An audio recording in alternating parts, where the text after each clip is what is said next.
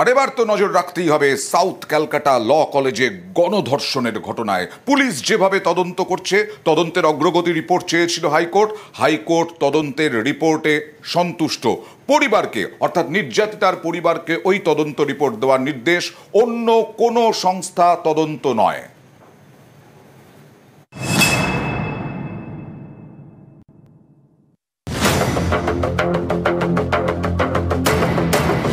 ঘোষবাল ল কলেজের মধ্যে ছাত্রীকে গণধর্ষণ, এই অভিযোগ ঘিরে জোর শোরগোল। এই মামলায় ইতিমধ্যেই পুলিশের জালে মূল অভিযুক্ত মনোজিৎ মিশ্র সহ 4। এর জল গড়ায় কলকাতা হাইকোর্টে। বৃহস্পতিবার ছিল শুনানি। বিচারপতি সৌমেন সেন এবং বিচারপতি স্মিতা দাসদের বেঞ্চে। সেখানে কেস ডায়েরি এবং তদন্তের অগ্রগতি রিপোর্ট দেখে আদালত। এরপর কলকাতা পুলিশের তদন্তে সন্তোষ প্রকাশ করে। বিচারপতি সৌমেন সেন বলেন, এই মুহূর্তে অন্য কোনো সংস্থার হাতে তদন্তভার নয়। নির্যাতিতার পরিবারও পুলিশের তদন্তে আস্থা প্রকাশ করেছে। পরিবার মনে করছে আপাতত অন্য কোনো তদন্তকারী সংস্থাকে দায়িত্ব দেওয়ার প্রয়োজন নেই। এরপরেই আদালত জানায় নির্যাতিতা পরিবার মামলায় যুক্ত অন্য কেউ তদন্তের অগ্রগতি রিপোর্ট পাবেন না। তদন্ত রিপোর্ট হাইকোর্টের সেফ কাস্টডিতে থাকবে। লালবাজার তদন্ত চালিয়ে যাবে। 4 সপ্তাহের মধ্যে ফের তদন্তের অগ্রগতি রিপোর্ট আদালতে পেশ করতে হবে। 2 সপ্তাহ পর তদন্ত নিয়ে পরবর্তী শুনানি। ল কলেজের কর্তৃপক্ষের বিরুদ্ধে ওঠা অভিযোগ নিয়ে 17 জুলাই শুনানি। কলেজ কর্তৃপক্ষকে তাদের বিরুদ্ধে ওঠা অভিযোগের উত্তর নিয়ে তৈরি থাকতে হবে। শুনানি চলাকালীন জনস্বার্থ মামলাকারী আইনজীবী বলেন, অভিযুক্তদের কোমরে দড়ি বেঁধে বিড়াল কুকুরের মতো ব্যবহার করা হচ্ছে। তাদের মানবাধিকার খর্ব হচ্ছে। আদালত বিষয়টি দেখুক। তখন বিচারপতি সৌমেন সেন বলেন, মানবাধিকার লঙ্ঘন হলে আইনজীবী নিয়োগ করে বিষয়টি নিম্ন আদালতের নজরে আনতে পারেন অভিযুক্ত। এই সময় নির্যাতিতার পরিবারের আইনজীবী বলেন, অভিযুক্তদের হয়ে 50 জন আইনজীবী নিম্ন আদালতে দাঁড়াচ্ছেন। কেউই মানবাধিকার লঙ্ঘনের অভিযোগ তোলেননি।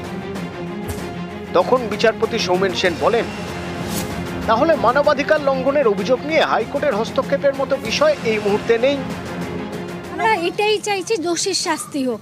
হ্যাঁ, আমরা এগুলো সমস্ত যাতে সঠিকভাবে হয়। কলেজের যেটা হয়েছে এটা তো এটা তো আমার ছেলে মেয়ে থাকলেও আর পড়া ভয়ের ব্যাপার হয়ে যেত। এই কারণে আমরা যথাসম্ভব আইন যেটা বলবে সেভাবে আমরা সাহায্য করে যাচ্ছি। হাইকোর্টের ডিভিশন বেঞ্চ স্টেট এবং ইউনিভার্সিটিকে রিপোর্ট চেয়ে পাঠায়। তার মর্মে আজকে গভর্নমেন্ট অফ ওয়েস্ট বেঙ্গলের তরফ থেকে ওসি কসবা পুলিশ স্টেশন একটি রিপোর্ট জমা দিয়েছে, একটা বেসলেস রিপোর্ট। সেখানে অল অ্যালিগেশনকে খালি ডিনাই অ্যান্ড ডিসপিউট করেছে, বাট তথ্য দিয়ে বা ইনসিডেন্টের এন্টায়ার ডিটেলস কিছু জানায়নি। কসবা ল কলেজের ছাত্রীকে 25শে জুন গণধর্ষণ করা হয় বলে অভিযোগ। 26শে জুন থানায় অভিযোগ দায়ের হয়। সেদিনই গ্রেপ্তার করা হয় প্রধান অভিযুক্ত মনোজিৎ মিশ্র সহ 4 জনকে। 4 জনেরই 22শে জুলাই পর্যন্ত জেল হেফাজত। অর্ণব হাজরা, নিউজ 18 বাংলা। যে মেদিনীপুর বিপ্লবীদের ঘাঁটি, সেই মেদিনীপুরে বিদ্যাসাগর বিশ্ববিদ্যালয়ে স্বাধীনতা সংগ্রামীদের সন্ত্রাসবাদী বলে আখ্যা প্রশ্নপত্রে, এবং 2023-এর সেই একই ভুল। যদিও চাপে পড়ে উপাচার্য ক্ষমা চেয়েছেন। দেখুন,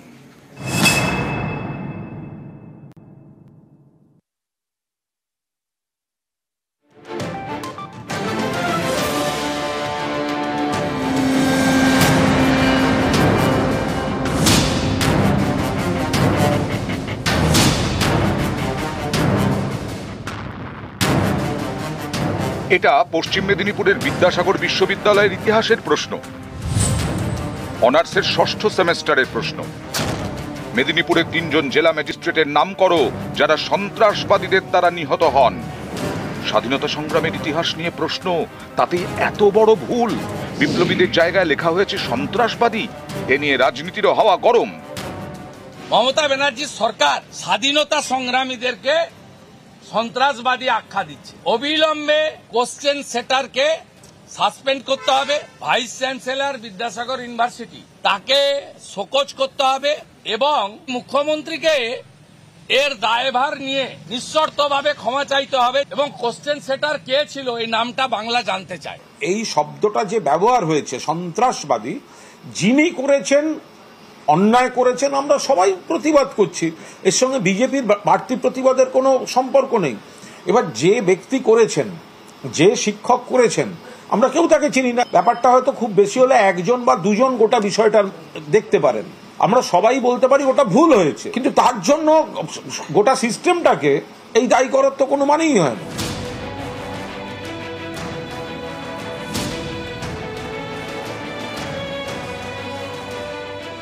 বিদ্যাসাগর বিশ্ববিদ্যালয়ের অধীনস্থ কলেজগুলিতে গত বুধবার ছিল ইতিহাসের অনার্সের ষষ্ঠ সেমেস্টারের পরীক্ষা।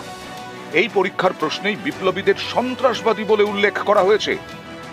মেদিনীপুরের মাটি বিপ্লবীদের ঘাঁটি, এই মেদিনীপুরের মাটি রক্ত দিয়ে লিখেছে স্বাধীনতা সংগ্রামের ইতিহাস। মাতঙ্গিনী হাজরা, ক্ষুদিরাম বসুর সেই মেদিনীপুরেই ইতিহাসের প্রশ্নপত্রে বিপ্লবীদের জায়গায় লেখা হয়েছে সন্ত্রাসবাদীদের কথা। 1931 থেকে 1933 এই 3 বছরে 3 জন জেলা ম্যাজিস্ট্রেটকে হত্যা করেন বিপ্লবীরা। James Peddie, magistrate Robert Douglas এবং বার্নার্ড জে বার্জ, এই 3 ম্যাজিস্ট্রেটকে হত্যা করা হয়। এর পেছনে ছিলেন অনাথ বন্ধু পাঁজা, প্রদ্যোৎ ভট্টাচার্য, মৃগেন্দ্রনাথ দত্ত, বিমল দাশগুপ্তর মতো বিপ্লবীরা। পশ্চিম মেদিনীপুরের বাসিন্দা ছিলেন বিপ্লবী বিমল দাশগুপ্ত। সেই মেদিনীপুরের বিদ্যাসাগর বিশ্ববিদ্যালয়ের প্রশ্নপত্রে বিপ্লবীদের সন্ত্রাসবাদী বলে উল্লেখ। আমার বাবা দেশের জন্য প্রাণ দিয়েছিল, দিচ্ছে, ঠিক আছে, তাদেরকেও তো সন্ত্রাসবাদী হিসেবে আমরা চালাচ্ছি, তাহলে আমরা ইতিহাসে কি শিখছি, আমাদের জেনারেশন কি শিখবে? বিমল দাশগুপ্ত ছেলে হিসেবে আমার খারাপ লেগেছে, আমি দেখেছি। প্রতিবাদে বৃহস্পতিবার পশ্চিম মেদিনীপুরের নারায়ণগড়ে পথে নামেন পড়ুয়ারা।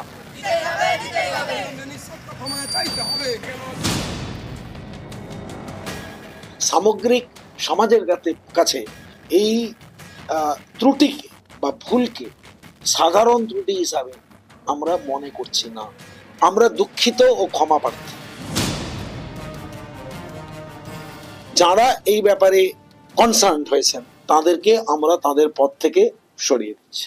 ইউজি বোর্ড অফ স্টাডিজের চেয়ারম্যান তার দায়িত্ব থেকে অব্যাহতি দিচ্ছে এবং ওই মডারেশনের পাতায় যিনি কাজ করেছিলেন, যার সিগনেচার আছে যে মেম্বারের, সেই মেম্বারকেও আমরা অব্যাহতি দিচ্ছি। প্রশ্নপত্রে বিপ্লবীদের জায়গায় লেখা সন্ত্রাসবাদী, এখানেই ভুলের শেষ নয়। ইতিহাস অনার্সের এই প্রশ্নপত্রটি ভালো করে দেখুন, এখানে একই প্রশ্ন দুবার, 8 নম্বর প্রশ্ন আর 11 নম্বর প্রশ্ন একই।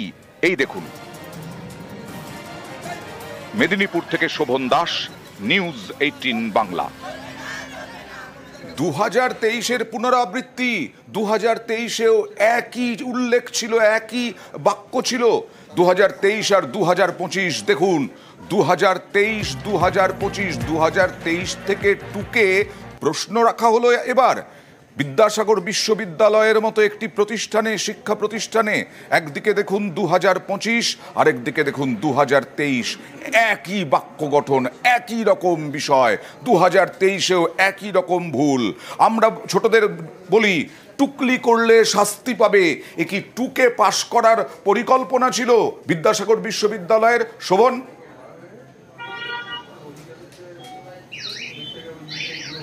একদমই অয়নদা, দেখো যে তথ্য উঠে এসছে আমাদের হাতে, গতকাল থেকে আমরা দেখিয়েছিলাম 2025-এর যে ইতিহাসের যে অনার্সের যে প্রশ্নপত্র, ষষ্ঠ সেমিস্টারের যে প্রশ্নপত্র, তার 12 নম্বর যে প্রশ্ন, তাতে কিন্তু যে আখ্যা দেওয়া হয়েছে মেদিনীপুরের বিপ্লবীদের সন্ত্রাসবাদী হিসেবে, সেই একই ভুল কিন্তু ধরা পড়েছে।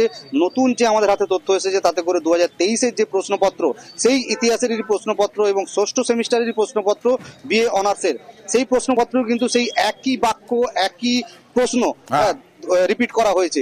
অর্থাৎ এটা বলাই যায় যে সতর্ক যে বিদ্যাসাগর বিশ্ববিদ্যালয়ে যারা এই প্রশ্নপত্র সেট করে বা যারা তৈরি করে, তারা যে সতর্ক নয় বা তাদের যে গাফিলতি রয়ে গেছে বা তারা যে সংবেদনশীল নয় এই প্রশ্নপত্র তৈরি করার ক্ষেত্রে, সেটা কিন্তু বলাই বাহুল্য।